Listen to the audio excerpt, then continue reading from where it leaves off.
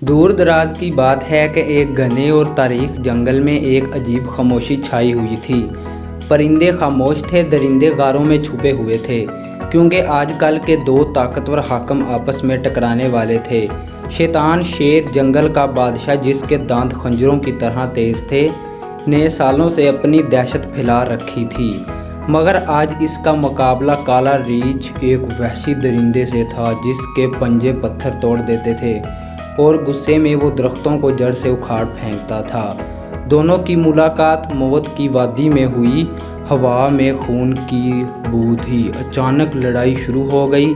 شیطان شیر نے چپٹ کر کالے ریچھ کی آنکھ پر وار کیا، مگر ریچھ نے اپنے زوردار پنجے سے شیر کے پیٹ پر گہرے زخم لگا دیے۔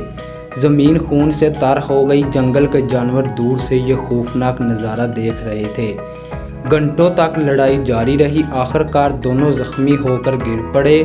سانس لینا بھی مشکل تھا۔ شیر نے دھیمی آواز میں کہا، ہم دونوں مر جائیں گے، لیکن جنگل کا کیا ہوگا؟ کالا ریچھ جواب کمزور ہو چکا تھا، سر ہلا کر بولا، شاید ہم دونوں ہی غلط تھے۔